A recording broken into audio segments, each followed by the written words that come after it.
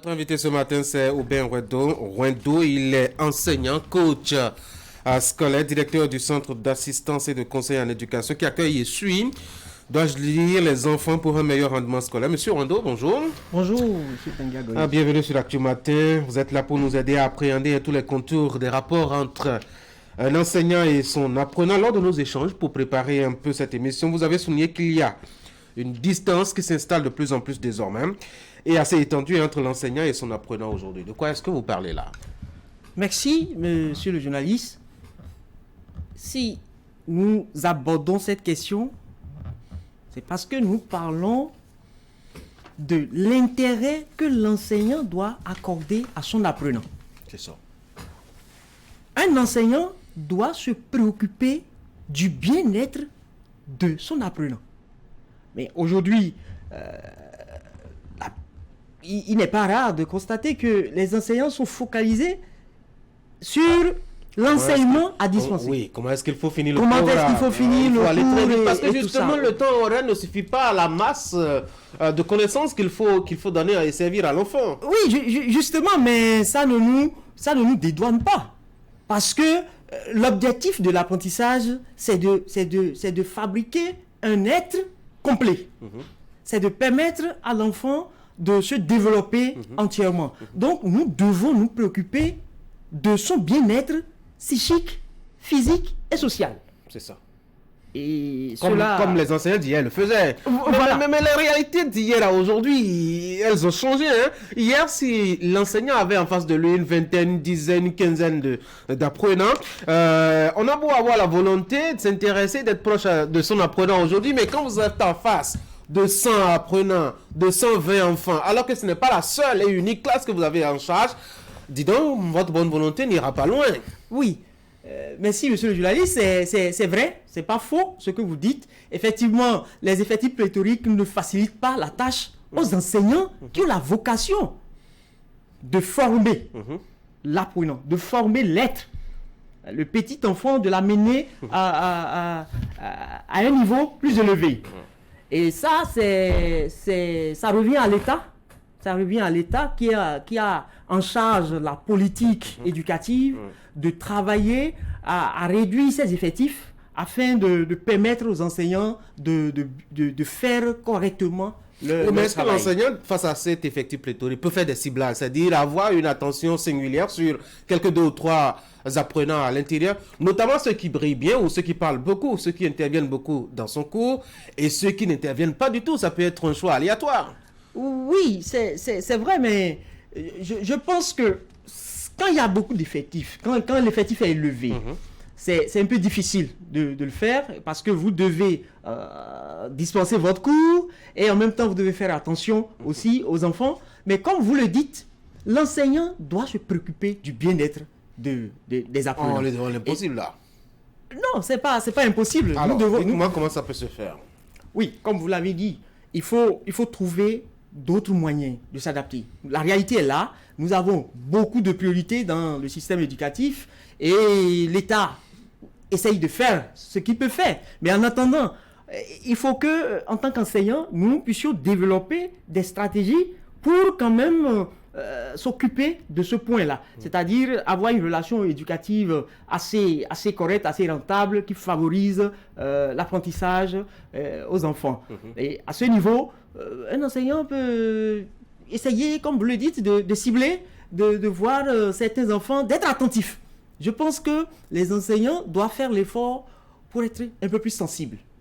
Vous savez, ils sont nombreux, d'accord, mais il y a quand même certains qui présentent des signes de faiblesse, qui présentent des difficultés, et il faut quand même leur consacrer un peu du temps, les écouter peut-être à la fin d'un cours, trouver un rendez-vous pour écouter l'enfant et s'intéresser un peu plus à lui. Il faut de l'attachement, c'est de ça qu'il est question. Il faut que l'apprenant sent que vous êtes préoccupé par son bien-être et que vous travaillez à ça. Je crois que c'est oui, mais on a aussi le contexte qui ne le permet pas. Hein. Vous avez beaucoup de lois désormais qui fixent les rapports qu'il doit y avoir entre l'enseignant et son apprenant, et même l'individualisme instauré avec l'éducation qu'on donne à nos enfants à la maison pour les éloigner un peu de ceux qui les entourent et de ceux qui les entourent en les focalisant davantage sur les écrans de téléphone et de télévision fait que l'enseignant, même s'il a envie de s'intéresser à un enfant, c'est difficile.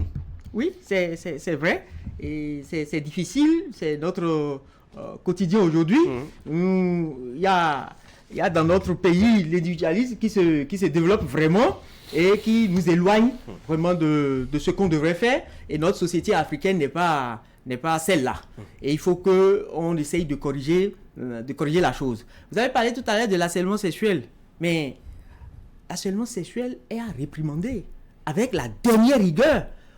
On ne va pas dire, bon, parce que les gens vont nous tasser d'être un harceleur et autres, et abandonner ce qu'on doit faire en tant qu'un bon enseignant. Il faut se contrôler. Oui, c'est ça même. L'enseignant doit connaître les limites. Relation éducative, mais il doit connaître les limites. Il est là pour aider l'enfant.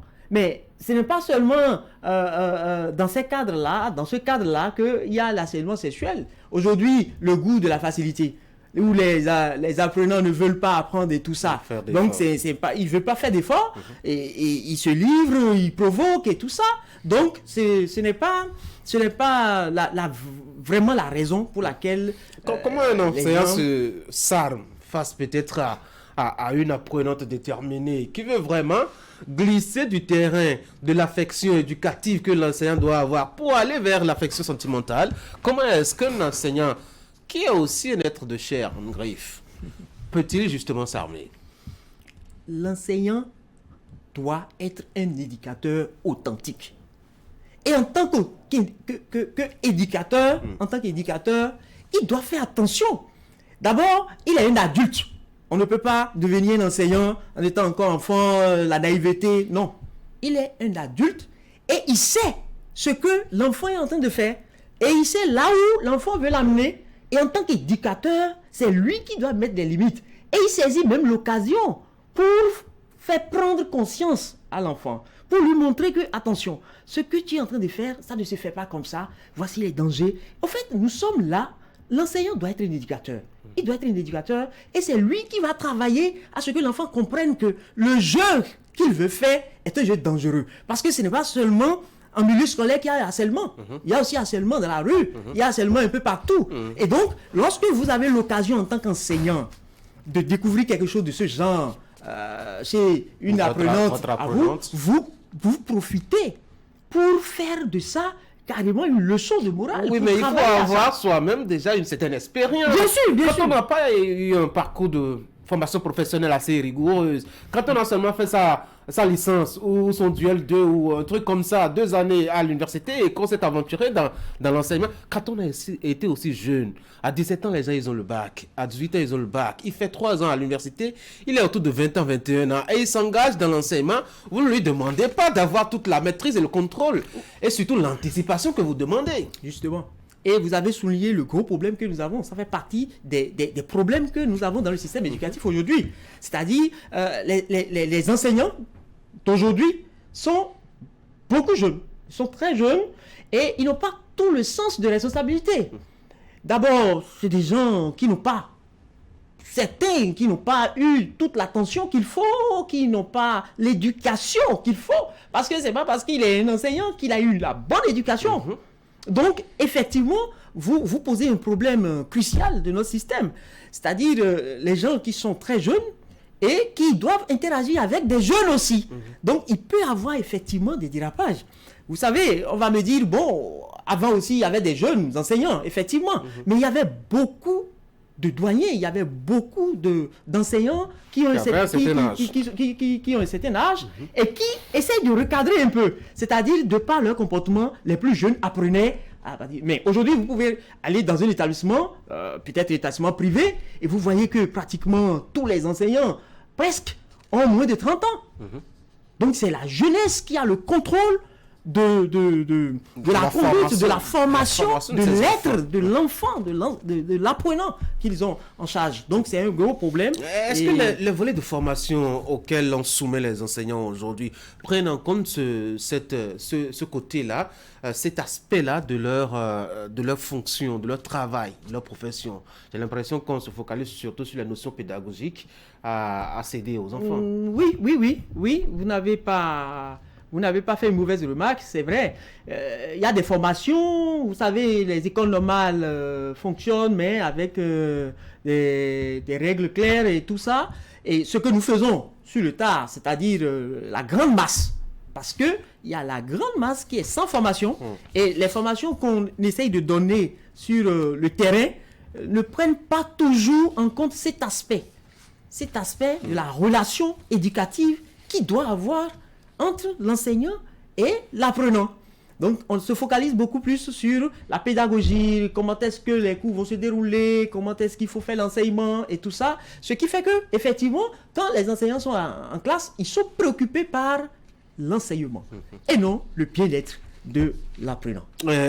Pendant nos commerces aussi, vous vous êtes intéressé un peu à cette façon de former les enfants à la maison, notamment en leur prenant des répétiteurs. Vous dites que le procédé actuellement est en train de dériver.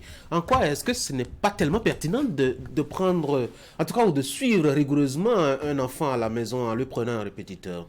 Oui, effectivement, la notion de répétiteur, comme on dit, c'est en réalité les cours de soutien à domicile.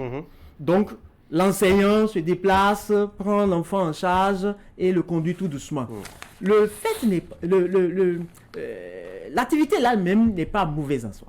Dieu même sait que, et les gens sont témoins, que cela a apporté beaucoup aux enfants. Les enfants qui étaient en difficulté ont retrouvé quand même leur équilibre et ont pris de l'envol et tout ça. Mais, de nos jours, il y a quelques difficultés parce que vous constatez que un enseignant de classe est encore répétiteur de l'enfant, de l'apprenant. Ce n'est pas bon. C'est pas bon. Pourquoi? Parce que il y a un conflit d'intérêts. Comment est-ce que il encadre l'enfant en classe, puis il le retrouve encore à la maison, alors que c'est lui qui est en charge de l'évaluation? Est-ce que là, maintenant, cette évaluation peut être objective? Oui, mais on a l'avantage d'un double suivi. Oui, on a l'avantage d'un double suivi, mais l'apprenant peut être suivi par un autre enseignant qui n'est pas forcément en charge de la classe de cet apprenant. Donc, nous pensons qu'il y a un conflit d'intérêts et ce n'est pas que ça. Ce n'est pas que ça. Il y a quoi d'autre? Il y a que aujourd'hui, l'enseignant prend en charge l'enfant, puis ne définit pas clairement les objectifs. Il s'agit de renforcer les capacités de l'enfant.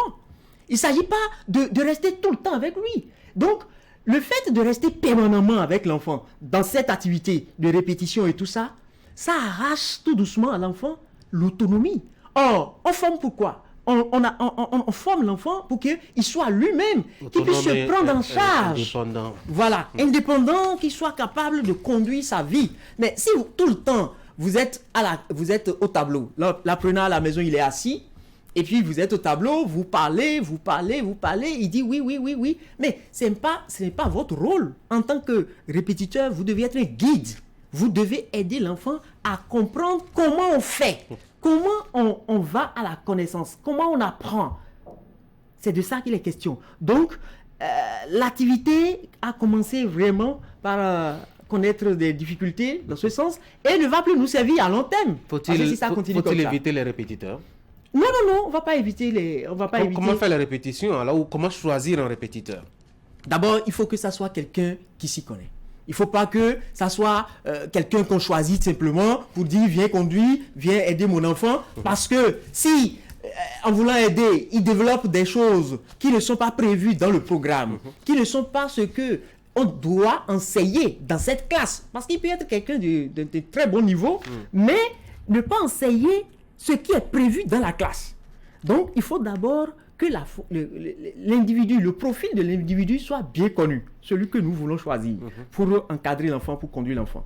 Et une fois qu'il est là, qu'on puisse lui assigner des objectifs clairs pour qu'il sache qu'il n'est pas là pour rester jusqu'à la fin de l'année, forcément. Si on arrive à amener l'enfant progressivement à comprendre, à avoir la confiance nécessaire, à prendre vraiment l'envol qu'il faut. Il faut pouvoir le laisser essayer encore pour quand même gagner en confiance. Sinon, on va avoir des enfants qui seront obligés de soumettre tout à tout moment. Les répétiteurs ne seront pas d'accord avec vous, puisque parfois ils budgétisent même déjà ce salaire mensuel.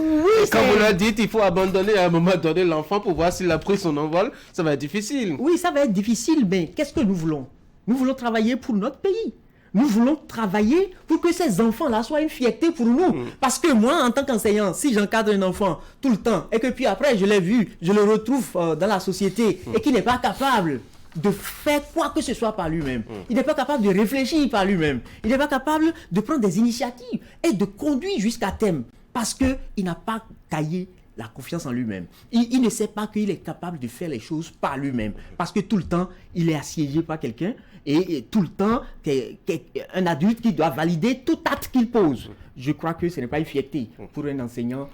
L'autre défi aujourd'hui de l'enseignant, c'est d'arriver à avoir vraiment toute l'attention de son apprenant. C'est assez compliqué. L'enfant, il est distrait par beaucoup de choses. La télé, les jeux vidéo, je ne vais pas tout citer. Même la rue aussi. Comment est-ce que l'enseignant peut redevenir ce qu'il était avant, c'est-à-dire l'homme dont la parole est sacrée, et parfois même un peu plus sacrée que celle du père ou de la mère de l'enfant? Oui, à ce niveau, il faut comprendre que en tant qu'enseignant, on doit développer une relation basée sur l'amour. L'amour dans le sens de l'affection chaleureuse. L'amour dans le sens de désirer tout le temps le bien-être de l'enfant. Donc, ils sont occupés aujourd'hui. On ne va pas refuser. Il y a beaucoup de facteurs, il y a beaucoup d'éléments qui distraient nos apprenants et qui perturbent et tout. Mais nous devons, en tant qu'enseignants, développer des stratégies pour les capter, pour capter leur attention et les mettre vraiment au travail. Et ça ne peut que passer par l'amour. Il faut que l'enfant sache que vous êtes un exemple pour lui et que vous voulez son bien. C'est quoi, le modèle d'hier n'est plus le modèle d'aujourd'hui. Le modèle d'hier où on veut avoir l'enseignant ou le grand frère bien propre, cadré, et pas mêlé à des histoires dans le quartier et puis toujours concentré sur un livre ou des exercices. Ça, c'est un modèle vétuste et ça ne passe plus chez les enfants aujourd'hui. Oui, ça ne passe plus chez les enfants aujourd'hui. Et je crois que ça, vous posez une autre problématique. C'est l'éducation. Et l'éducation, on retourne d'abord à la maison, la cellule familiale. Il faut que chaque famille puisse développer une éducation qui tourne autour des vraies valeurs. Que l'enfant ne voit pas le modèle dans des futilités. Donc, à ce niveau, ce n'est pas un travail des enseignants, c'est un travail des parents surtout, et qui doit travailler à ça. Le temps il est parti, mais je veux vous arracher quand même 2 mots sur l'interdiction de la chicotte à l'école. Mieux, vous m'aviez dit, on ne peut plus renvoyer un apprenant qui n'a peut-être pas fait ses exercices de la salle de classe.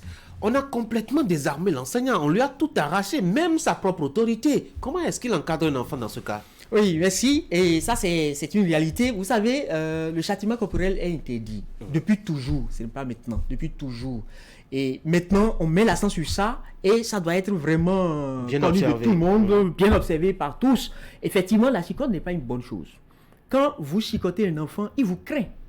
Mais quand il vous craint, il n'est plus lui-même. Et cette peur qu'il a secrète d'autres hormones, vous le savez, je n'ai rien à vous apprendre par rapport à ça, et qui n'est pas bon pour sa santé. Alors qu'on a dit qu'un bon enseignant doit se préoccuper du bien-être de son apprenant. Et donc, la chicotte ne participe pas au bien-être, en réalité, de l'enfant. Encore que, quand vous voulez chicoter, vous ne pouvez pas évaluer.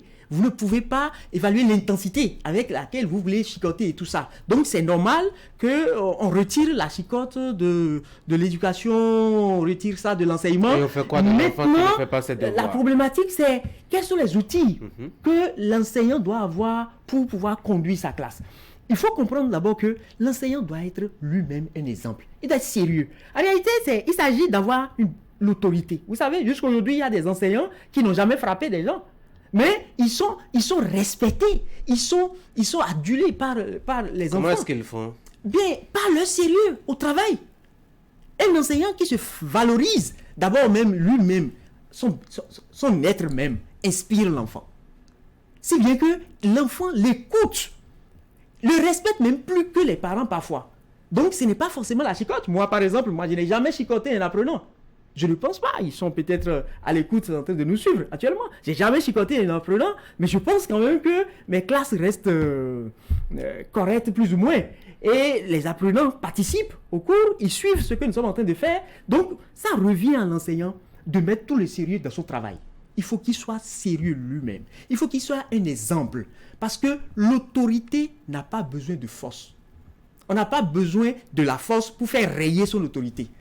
L'autorité, c'est que ça s'impose simplement. Donc, l'enseignant que nous sommes, nous devons valoriser le travail que nous faisons.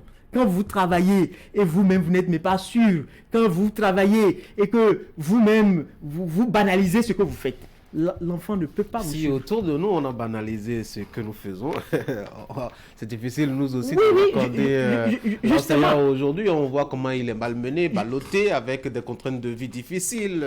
Voilà. C'est vrai, c'est compliqué. Le contexte dans lequel nous sommes est très très pénible pour l'enseignant béninois et il n'est pas respecté par la société. Il est vilipendé et tout le reste des parents qui osent même saboter le travail des enseignants. Allez faire des reproches à l'école, devant les apprenants et tout ça. Je crois que c'est des facteurs qui contribuent dangereusement quand même à la situation d'aujourd'hui. Aubin Ruedo, je rappelle que vous êtes enseignant. Vous êtes coach scolaire, directeur du centre d'assistance et de conseil en éducation. Merci d'être venu sur Actu Matin. Merci beaucoup. Bonne journée. Monsieur. Merci. Bonne journée à vous. Mesdames et messieurs, on va marquer une pause maintenant.